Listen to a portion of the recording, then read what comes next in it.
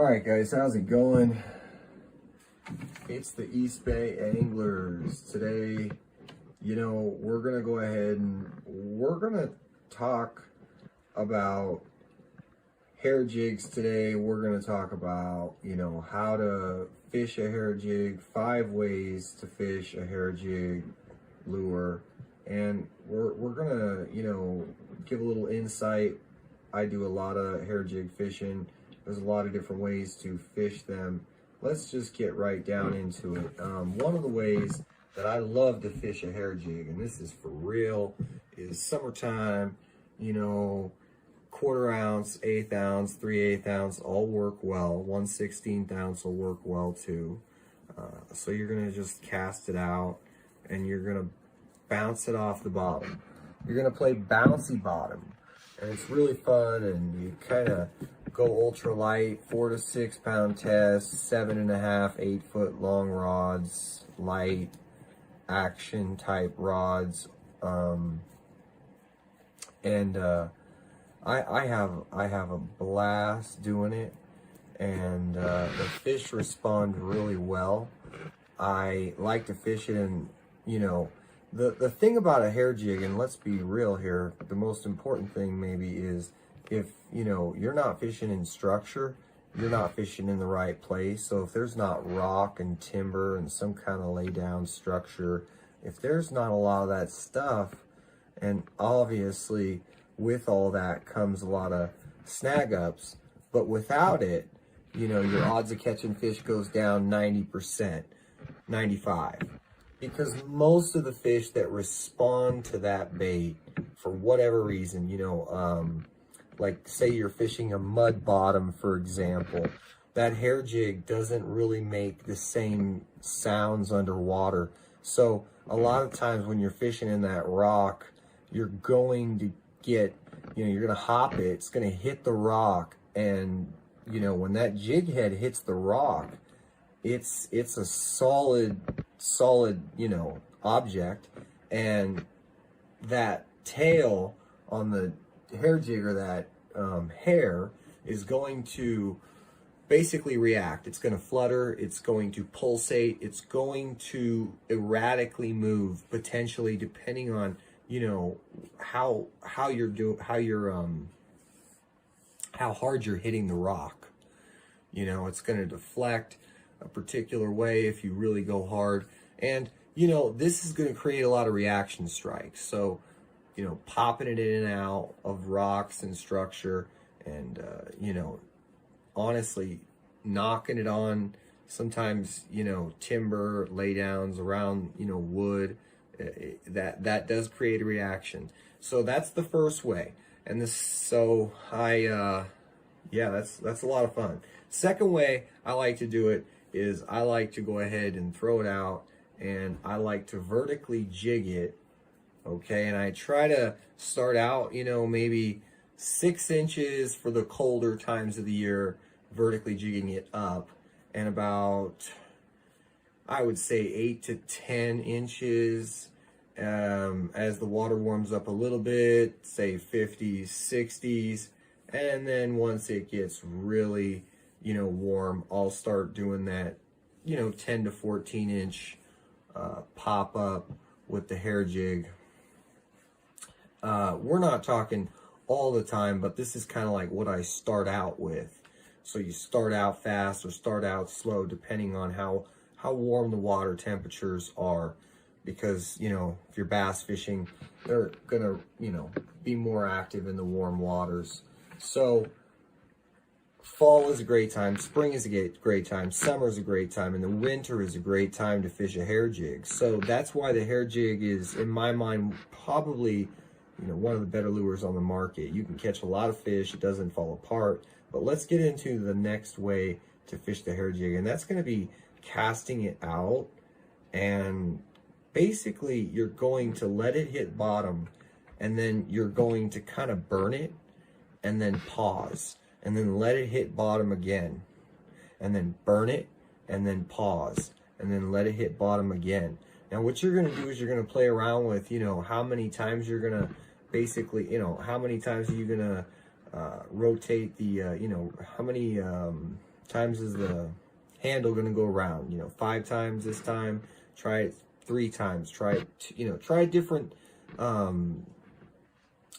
cadences. So when you're fishing these hair jigs, they get a bit of flack from some anglers. I think it's just that people don't know how versatile they are. They're underestimating it and how long that we've been fishing bucktails for over 1,000 years. That we know of. So let's calm down. No. but yeah, basically the other way I like to fish a bucktail is I like it to use it under a float. Throwing a little floaty out there, having the bucktail under that is going to be a fine way to present your hair jig to the fish. It's natural. You can, once again, adjust that that leader length that you're dropping it, how far you're dropping down that hair jig, and that's just another it's just another factor. Most of the time you want to be able to get that bait closer to the bottom in the cold of the extreme colds or extreme heat conditions, and then in between, a lot of times these fish are going to be in that mid column or a little bit off the bottom, suspended, and they're going to be either looking up or looking down. Big difference in what they're doing when they're suspended. So the next way that we're going to talk about fishing the hair jig is going to be casting it out, and you're going to start working it like a jerk bait. It doesn't have to be on a bait caster, but it does have to be worked like a jerk bait. You're going to do almost, essentially work it just as if it was. You're going to miss a lot of fish. They're going to swipe at the tail. You're going to get a lot of bites, but you're going to catch fish, and it's a lot of fun. It's a good way in the spring, summer, and fall to use a jerkbait. That's not talked about. These are all methods that I've kind of refined and tried myself. So many different hair jigs because I make my own. So the last way we're going to talk about, the 5th way that you guys can fish your hair jig, is going to be the old dead stick / drag. So it's essentially for those conditions which are just brutal. The water temp is 82 to 85. Maybe the water temp is 40 or below. At this moment, you're gonna really want to do a dead stick, or if you are in an area where you can get away with a ultra slow drag. But really what we're talking about when we say an ultra slow drag is essentially like, you're gonna throw that hair jig out, you're gonna dead stick it for 2, 3, 4, 5, 6 minutes. Then you're going to go ahead and move the bait maybe an inch or 2, okay? And you're gonna dead stick it for a little bit, not a whole lot. Try to get a reaction in case there was a particular fish that was nosing up on it. And then at that point, you're going to start to like slow drag it. You can vary on how far you're going to drag it before you stop again. But this is going to repeat. You're going to go over and over. And it's basically a slow method to try to get those fish when they're not moving very much. And, you're going to let all that hair do all the work. And you're basically going to be, it's going to be a bit tough when you're fishing stuff that slow, but it's very productive at certain times of the year. So you do want to take advantage of it. And so, we've talked about hair jigs, some of the popular colors that I've had, requests from, or in general that I've fished, would be you know, all the natural stuff. I mean, nothing's changed. You know, all your natural colors are your great colors. Sometimes there are some other, you know, colors that are just a bit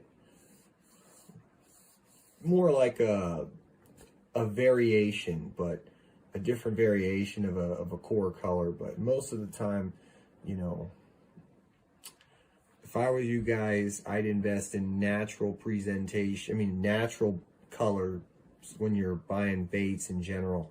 So I hope this video helped you guys out. You know, we just want to educate you a bit more on the hair jig and different ways that you can work it underwater to get bit, because it's really, in my opinion, when I see people working a hair jig, they just do one thing. They just vertically jig it. That's pretty much what 95 or 98% of these hair jig fishermen are doing, is they're vertically jigging it at different, aggressively, less aggressively, not aggressive, So, hope this helps, guys. Stay tuned for more. We got more coming, and we're going to help you guys try to get on more fish. That's the whole point of it. And fish on, tie lines.